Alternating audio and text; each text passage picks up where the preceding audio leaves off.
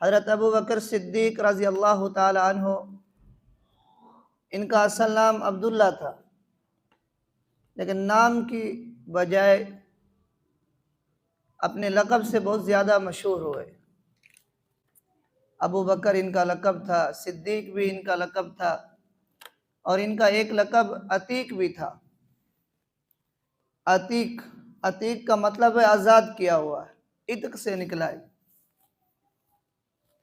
ان کا اس لقب کا پس منظر یہ ہے، ایک مرتبہ حضرت ابو بکر صدیق رضی اللہ تعالی عنہ حضور اکرم صلی اللہ علیہ وسلم کی خدمت میں حاضر ہوئے۔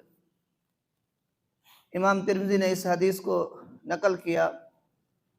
حضرت عائشہ صدیقہ رضی اللہ تعالی عنہ راوی ہیں کہ آپ صلی اللہ علیہ وسلم کی خدمت میں گھر میں حضرت ابو بکر آئے، تو آپ صلی اللہ علیہ وسلم نے حضرت ابو بکر صدیق کو دیکھ کر فرمایا کہ ابو بکر تم من جانب اللہ کی جانب سے جہنم سے آزاد کردہ ہو۔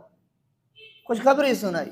عشرہ مبشرہ صحابی میں حضرت ابو بکر صدیق 10 صحابہ ایسے ہیں جنہیں آپ صلی اللہ علیہ وسلم نے زندگی کے اندر ہی ایک جنت کی بشارت سنا دی۔ انہیں کہا جاتا ہے عشرہ مبشرہ۔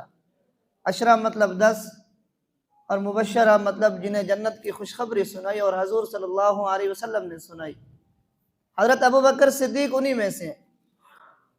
تو آپ صلی اللہ علیہ وسلم نے اس موقع پہ فرمایا ابو بکر تم اللہ کی جانب سے جہنم سے آزاد کر دو، اللہ نے جہنم سے تمہیں آزاد فرما دیا، مطلب تم جہنم میں نہیں جاؤ گے۔ خوشخبری سنا دی، ایک اعزاز عطا فرما دیا۔ تو حضرت عائشہ فرماتی ہیں اس دن سے حضرت ابو بکر صدیق کا لقب پڑ گیا۔ فَيَوْمَئِذٍ سُمِّيَ عَتِيقًا، اس دن سے لوگوں نے ان کا لقب بنا دیا عتیق، کہ یہ عتیق ہے، جہنم سے آزاد ہے، اللہ نے آزادی کا پروانہ عطا فرما دیا۔